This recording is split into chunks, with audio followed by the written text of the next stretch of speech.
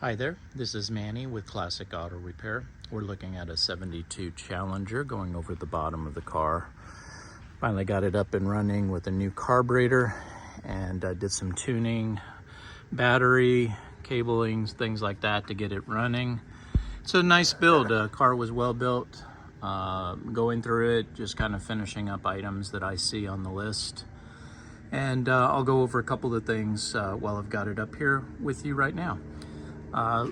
Fuel gauge is not working, so one of the tests I'm going to do is to take this yellow wire here and I'm going to do a gauge test on it, which allows me to see if there's conductivity between the sending unit to the dash to the fuel gauge.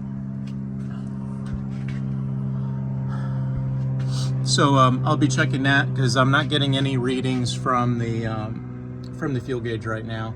There's your fuel pump, everything looks good there. Fuel filter, don't like how close that is to the exhaust, so I may do a wrap to keep that metal from that fuel filter from absorbing heat from the exhaust and creating a vapor situation, which will create some mechanical conditions at the carburetor. So what we'd probably do there is wrap it up in some heat shield, so that's not a problem. One of the items on my list was the emergency brake system, and I'm working on the cabling right now. I'm gonna have to take apart the wheel drums, lubricate the cabling, make sure that it's moving the way that I want. I've done some initial tests trying to pull the cable, and I got the cable free so that the cable is moving, but I need to double check and make sure that the stars and the arm, the pivot arm, everything is installed correctly on the drum so that it activates the shoes. Once I know this is all intact, then I can work on coming up with a solution to connect this cable to a centralized yoke. So you got two cable extensions that run from here to about right here, and they connect with a single stud that connects to another cable.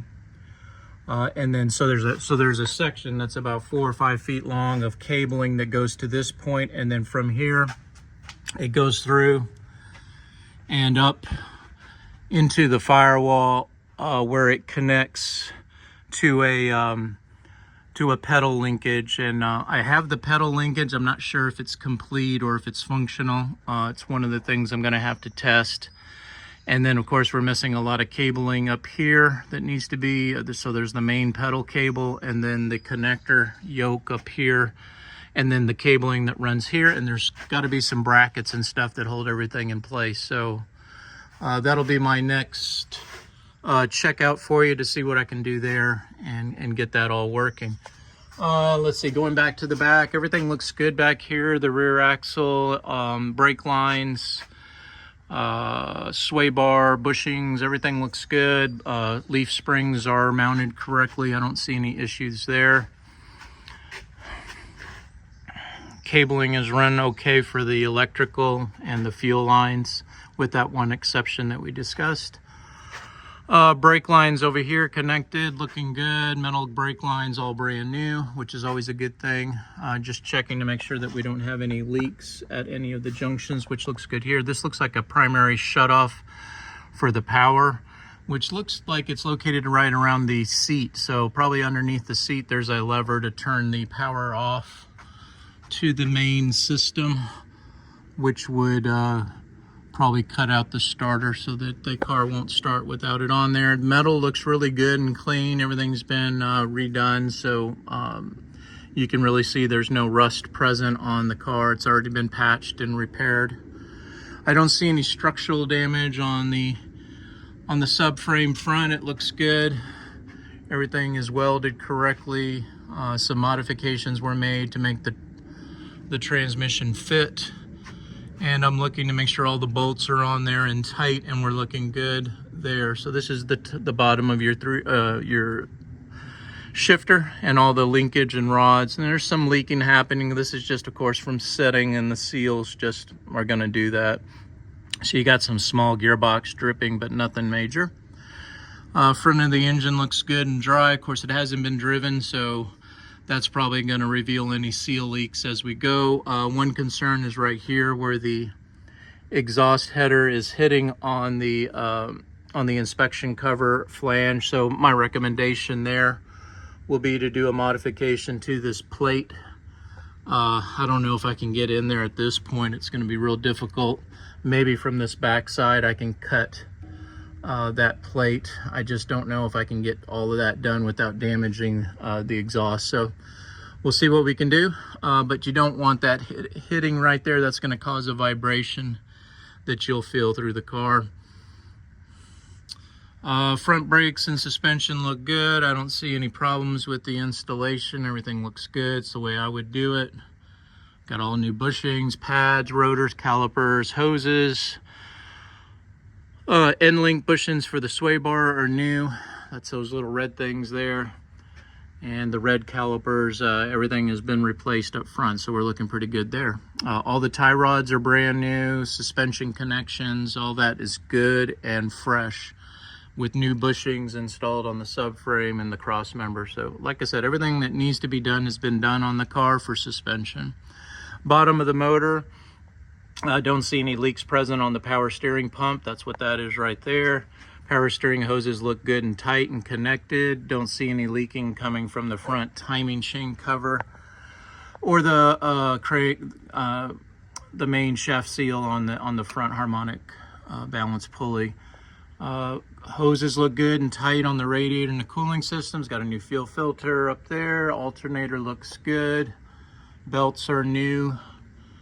Pan is all tight and got new bolts and gaskets, hardware across the whole back of the motor, so we're looking good there as well.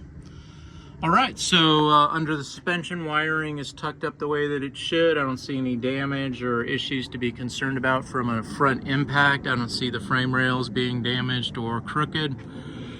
Wiring, like I said, is all brand new and all new connectors and sockets.